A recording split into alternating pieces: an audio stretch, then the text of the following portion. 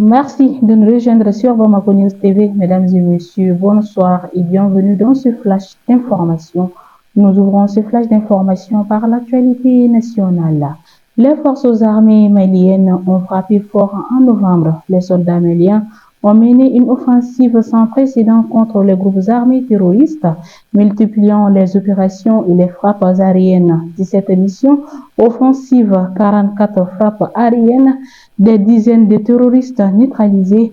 Les femmes ont démontré leur détermination à sécuriser le territoire malien. Malgré les conditions climatiques difficiles et les embuscades ennemies, les forces armées ont maintenu une pression constante sur les groupes armés terroristes, détruisant leurs bases et récupérant de l'armement. Les opérations ont été menées à un rythme soutenu, témoignant de la volonté des femmes de reprendre l'initiative face à la menace terroriste. Les succès remportés sont encourageants et renforcent la confiance des Maliens dans leurs forces armées. Si les résultats sont positifs, la lutte contre le terrorisme est loin d'être terminée. Les femmes doivent poursuivre leurs efforts pour stabiliser les zones libérées et empêcher les groupes armés terroristes de se reconstituer. La coordination avec les forces internationales reste également essentielle pour assurer une sécurité durable au Mali. Toujours au pays, plus de 200 Maliens ont retrouvé le chemin de la maison.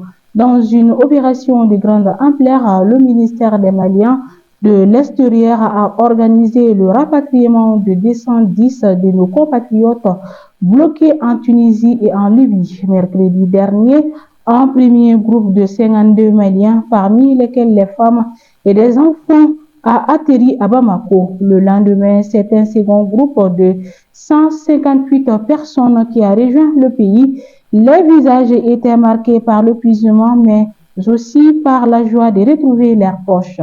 Un retour rendu possible grâce à une étroite collaboration entre le ministère et l'OIM. Ces rapatriements témoignent de l'engagement du gouvernement à protéger ses citoyens où qu'ils se trouvent, à leur offrir les conditions de retour dignes. Accueillis avec chaleur et dignité, les rapatriés bénéficieront d'un accompagnement pour faciliter leur réinsertion dans la vie sociale et économique. Cette opération est un signe d'espoir pour tous ceux qui rêvent de rentrer au pays. Elle rappelle également l'importance de la solidarité et de la coopération internationale face aux défis migratoires. Le parti Convergence pour le développement du Mali réagit aux récents changements gouvernementaux au Mali. Dans un communiqué publié le jeudi 21 novembre 2024, le parti salue la nomination du général Abdoulaye Maïga à la tête du gouvernement et formule plusieurs propositions pour une sortie de crise. Parmi les principales revendications du CODEM figure la libération de tous les détenus politiques et d'opinion, le retour des exilés politiques et de la création d'un cadre de dialogue inclusif avec la classe politique.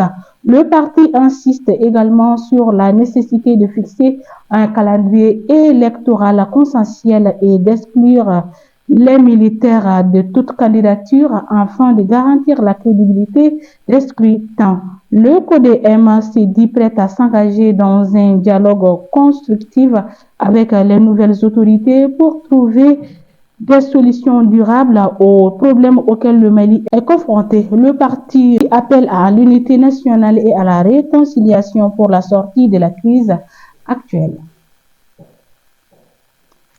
Hier, jeudi 21 novembre 2024, la résidence de l'ambassadeur du Canada au Mali a été le théâtre d'un événement exceptionnel. Aïcha Bagayoro, 17 ans, a endossé le rôle d'ambassadrice d'un jour, démontrant ainsi que l'avenir du Mali est entre de bonnes mains.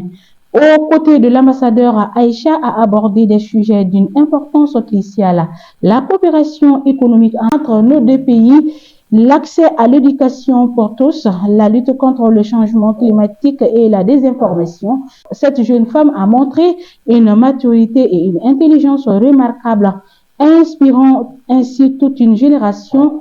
Cette journée symbolise l'engagement du Canada à soutenir les jeunes maliens et à investir dans leur avenir en offrant à Aïcha cette opportunité unique. Nous affirmons notre volonté de construire un partenariat solide et durable avec le Mali.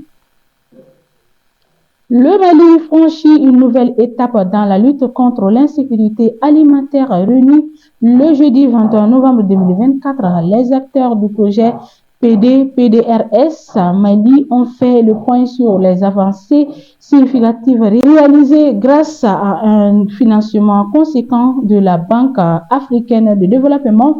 Ce programme ambitieux vise à améliorer durablement les conditions de vie des populations rurales maliennes, particulièrement vulnérables aux chocs climatiques et aux crises alimentaires.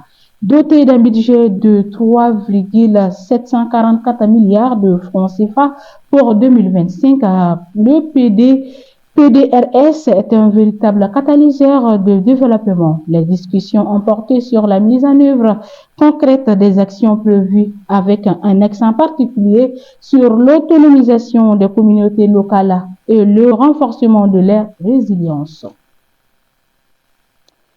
J'ai fait de mon mieux pour donner satisfaction à la population malienne. Si j'ai réussi, c'est grâce à vous. Ce sont là quelques-uns des derniers mots du Premier ministre sortant, Dr Choguel Kokala Maïga, adressé à ses désormais anciens collaborateurs, parmi lesquels les membres de son cabinet, les responsables des structures rattachées à la primature et le personnel d'appui.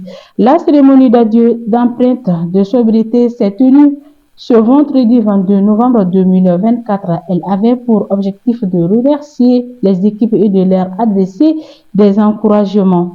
Travailler avec le même engagement pour accompagner les autorités actuelles et veiller à toujours mettre le Mali au centre de toutes vos actions, a souligné l'ex-PM du gouvernement du Mali. Nous clôturons ce flash d'information par l'actualité internationale. Le ministère des Affaires étrangères d'Haïti a annoncé le jeudi 21 novembre 2024 avoir convoqué l'ambassadeur de France. La récente sortie d'Emmanuel Macron, qui a accusé les responsables locaux d'être qu'on n'est pas passé dans ce petit pays des Caraïbes vers un bras de fer diplomatique avec Haïti. Jean-Victor Harvel, Jean-Baptiste, le ministre des Affaires étrangères, a informé hier jeudi avoir convoqué l'ambassadeur français après des propos jugés inacceptables d'Emmanuel Macron. Le chef de la diplomatie haïtienne a signifié au diplomate Antoine Michon l'indignation du pouvoir de transition face à ce qu'il considère comme un geste inamical et inapproprié qui mérite d'être rectifié. Et voilà, mesdames et messieurs, nous sommes au terme de ce flash d'information. Merci à vous de l'avoir suivi. Au plaisir de vous retrouver très prochainement. D'ici là, portez-vous bien. Et surtout, n'oubliez pas de vous abonner sur notre chaîne YouTube.